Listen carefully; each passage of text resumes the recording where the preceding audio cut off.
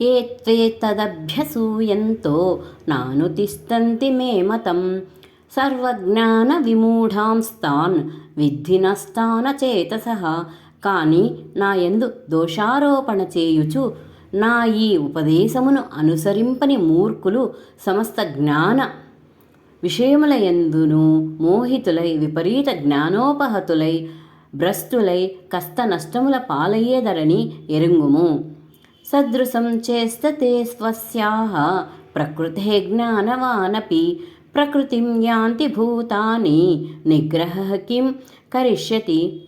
సమస్త ప్రాణులను తమ తమ ప్రకృతులను అనుసరించి స్వభావములకు లోబడి కర్మలు చేయుచుండును. జ్ఞానియు తన ప్రకృతిని స్వభావమును అనుసరించియే క్రియలను ఆచరించును. ఎవరైనను పట్టుబట్టి కర్మలను ఎట్లు త్యజింపగలరు?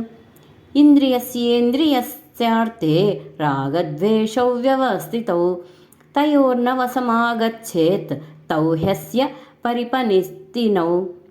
ప్రతి ఇంద్రియార్థమునందును ప్రతి ఇంద్రియ విషయములందును రాగద్వేషములు దాగి ఉన్నవి. మనుష్యుడు ఈ రెండింటికిని వశము కాకూడదు. ఏలనన ఈ రెండే మానవుని శ్రేయస్సునకు విఘ్నకారకములు, మహాశత్రువులు. శ్రేయాన్ స్వధర్మో విగుణః పరధర్మాత్ స్వనుష్ఠితాత్. స్వధర్మే నిధనం శ్రేయః పరధర్మో భయావహః. పరధర్మమునందు ఎన్నో సుగుణములు ఉన్నను స్వధర్మమునందు అంతగా సుగుణములు లేకున్నను చక్కగా అనుష్ఠింపబడు ఆ పరధర్మము కంటేను స్వధర్మాచరణమే ఉత్తమము. స్వధర్మాచరణమునందు మరణించుటయు శ్రేయస్కరమే, పరధర్మాచరణము భయావహము. అర్జున ఉవాచ అతఖేన ప్రయోక్తోయం పాపం చరతి పూరుషః అనిచ్చన్నపి వాచ్యేయ బలాదివ నియోజితః.